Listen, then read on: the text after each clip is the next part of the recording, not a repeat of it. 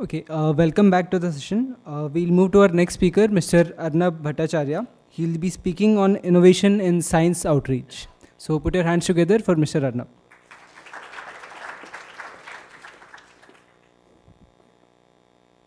Okay, good evening, and thank you all for coming. Thanks for the opportunity to speak here at TEDx. I'm going to talk to you about something rather different. This is innovation, not so much for selling products, but innovation in taking science out from the research lab and into the public. This is about a program called Chai and Why that is run from TIFR, and I'd like to share with you our experiences in running this over the past few years. So I don't know if you've heard of Chai and Why. Maybe some of you have. So maybe some of you haven't. So I thought I might as well tell you what is Chai and Why. It's basically a platform to get scientists to interact with the public, to have an informal discussion of interesting issues outside a traditional academic setting. People today have lots of questions. What we found is there are lots of questions that people would like to ask. And science and technology concerns all of us today. You have a mobile phone in your pocket. How does it work? People have questions, but they do not have the opportunity to meet a scientist, to ask questions, and we thought we would have a forum where we could enable such discussions to happen. So Chai and Why is not a lecture. It's actually a very short 15-minute talk which gives you a big picture of the field, followed by a very long discussion, typically more than an hour or so, usually till the place where we have it throws us out of there. Okay. So this is not just any other science cafe, but it's a science cafe with a difference. So let's start, well, before that, I would like to thank our partners. This wouldn't have happened without Prithvi Theatre, where we hold our first Sunday sessions. Our third Sunday sessions are currently at Ruparel College. Previous to that, it was at Ruya. And I'd like to thank all our speakers who've participated in this over the years, many volunteers, our enthusiastic audience, of course. And while there are many, many, many people who I really would need to thank, there are two special people I really would like to acknowledge. One is Antara. She has been helping me beta test all the experiments we show. She actually asks me all these hard questions at home. And there's also Surendra Kulkarni, who also helps us in every program that's been held so far. How did this all start? Actually, when I joined TIFR, I wanted to really see how we were doing lectures, we were going to schools and doing demonstrations, but I had seen Café Scientifiques in Europe. But somehow the word, science over here is, that's not for me. Science is something abstruse. Science is something hard. It's a subject in class. I don't want to deal with it after that. The name science wouldn't work. Café Scientifique sounds, sort of a little elitist and again, not for me. So I had this idea that we could give it a simple title, something like Chai and Why. Chai is something you have with a friendly gathering. And I looked around. I didn't find too many people willing to sort of support us with this. And the British Council was very helpful. I got some training in communication, etc. And then it all started when Sanjana Kapoor from Prithvi Theatre visited us.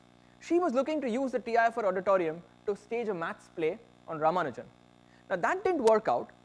The auditorium wasn't available, but we were chatting in the TIFR canteen, and I sort of bounced this idea, and she sort of was very receptive and said, why don't you try it out at Prithvi?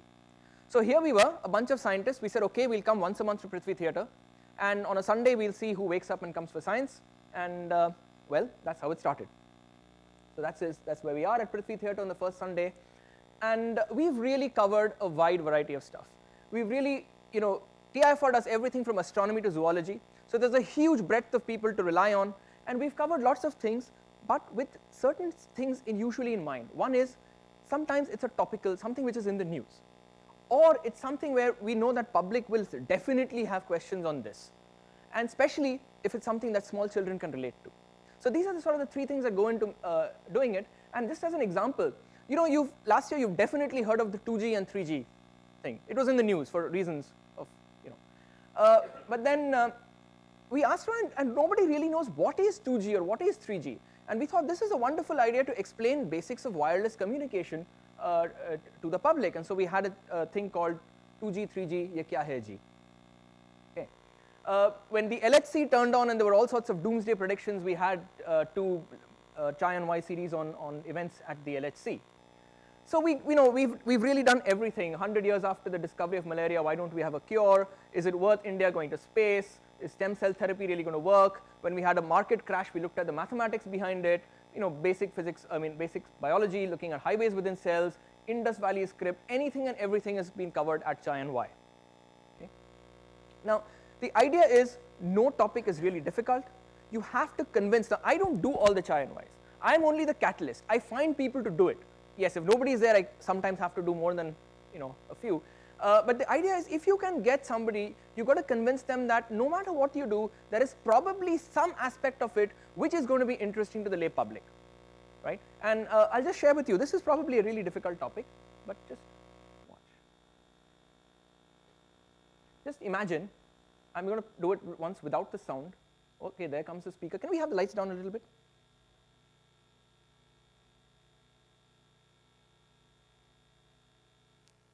Yeah.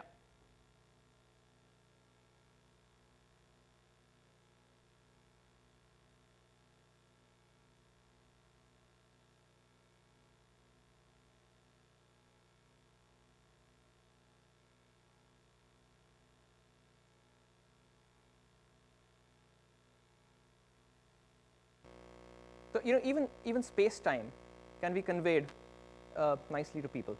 Okay, I think in the interest of time I'll move on. We could show that. Who comes for Chi and Y? Well, first thing, people who are willing to wake up on a Sunday morning. Our audience usually has a bunch of people from all across disciplines who are going to come in. If there are kids, we are actually guaranteed more attention. They're usually listening with rapt attention to whatever is being shown, especially if they're demonstrations. Some people are completely in a trance looking at what's happening. There are others who don't really care too much about what's going on. We welcome people of all ages. We have never stopped anybody coming in, no matter what the age is. And some of them, especially students, I think this is this die-hard thing we have. We must take notes.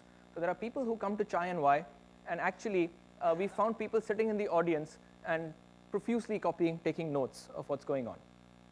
Okay, it's really strange. You give these series, and after 2 years, you tend to come to know your audience. We've had people. One of them told me that actually, I'm getting married on the next Sunday. I said, okay, that's great, congratulations, and maybe next time you'll come with 2 people. 2 of you should come. And so then the next Sunday when I was going to Chi and Y, I remembered, oh, this guy's marriage, so I sent him an SMS saying, congratulations, you're excused this time, but next time you better come to here. He said, no, don't worry, I'm coming to Chi and Y, I'm going to attend Chi and Y and then go and get married. So we do have really a die-hard fan following a little bit. Often you must be prepared for surprises. This was for general public, but one of these lectures in ballooning, one fine day we found that there were 3 busloads of students outside.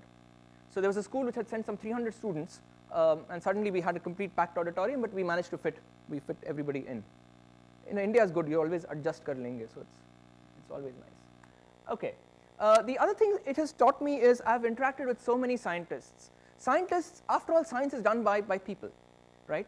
And just as an example, here is, we had a nice Chi and Y on imaging things inside cells by a chemist, Ankona, and while she was giving her Chi and Y, right next to the cup of chai, that's the chai, she had her son who slept blissfully all through it. So, people really take their time to go into Chi and Y. How have we been different? I think we are probably the first scientific institute, at least in India that I know, who actively use Facebook. When I first talked about Facebook in TIFR, and people were like, what? But now actually most of our crowd comes from Facebook. We've almost given up printing posters and mailing them to places. It's mostly electronic, and it really works well to connect with the younger generation. The other thing is, we've been able to get a lot of student participation. We use our PhD students extensively. Some of them are brilliant speakers. They've given beautiful Chi and Y series on various things, astronomy, mathematics, all done by PhD students. So we have increasingly a lot of student participation in this as well. We've tried all sorts of crazy things. This is Shubha Tole, a neuroscientist who decided to talk about how neurons are wired in the brain. By playing a game with the audience, we had all the audience members being all kinds of cells, and they had to be connected by various strings, which are the neurons, and then do an activity to find out how the brain really works. So we've tried different things. And I think the most popular of our series has been our summer specials. So in May and June, we have 4 Chi and Y sessions which are specifically aimed at smaller kids, though usually they are enjoyed by kids of all ages. And this is really fun. So in 2009, we did science in the kitchen and playground and bathroom. This year we tried the sound of music, looking at the science behind simple music. And it's really amazing. It's been a great learning experience for me as well. You know, the first time I did science in the kitchen, we had taken some Tata Light Namak and held a Geiger counter next to it and showed that this is really much more radioactive than the background is. And people were completely freaked out. I mean, the only public impression of radioactivity is Chernobyl or Hiroshima or something. The fact that you have radioactivity all around you, including in your kitchen, was something that was really, you know, I didn't realize that people would need some time to get that into them. Anyway, we've had fun blowing bubbles, doing lots of stuff. It's been nice. And when you have kids, I don't think Prithvi Theatre has ever seen anything like this. We had about 100 kids on the Prithvi Theatre stage trying to fold paper and work out simple mathematic things by just doing some origami. It's a great creative energy you see when you see all these young kids on stage over there. Asking questions is something which I think is really critical. One of the problems in our education today is I think kids are not encouraged to ask questions in class. You know, you shouldn't ask questions, listen to what the teacher says. Here is one platform we provide for people to come and ask questions. And questions are really what drives, it's the why that drives us. And we try our best to answer questions, and questions from kids can be particularly hard. Okay, if we can have the lights down, I'm going to show you two 30-second clips. These are typically the kind of interactions we have at our Chai and Wai sessions. Okay, oops, sorry, that went the wrong way. Okay. Excuse me. You told that take your antibiotic courses regularly, the doctor said. Were the green bacteria by any chance bad bacteria and the red bacteria good bacteria? Absolutely, that's right. Okay. I don't know about red, bad or good, but the red ones are the ones which will not die if you give enough antibiotic. You might need a much more strong dose to be able to take. So that was somebody trying to ask about red and green bacteria that they'd seen on a poster somewhere. And here's another one. This is probably a little clearer. Water is a very special liquid. It has Kids love doing experiments. You let them mess around with some sand and water, and they're just very happy. These you have hydrogen bonding. Whereas oils you basically have just manuals from seed. Prerna trying to do some experiments with water and sand. Do you have a unit for flow of water? Like see, this is 1 meter square of area. Just pour water. So how much time does it take water to cover this much meter, 1 meter square? So, you know, kids ask a lot of questions, and we find that great fun. So what do you do beyond this? So what we did is, this is just one of the areas in which we've expanded. The science in the bathroom, kitchen, we sort of combined that to make a little, it could be 2 hours, it could be 3 hours, depending on how much time people give us, into a program called the wonderful laboratory called Home. And this has been really well received. We beta tested it in some schools in Mumbai. The response was great.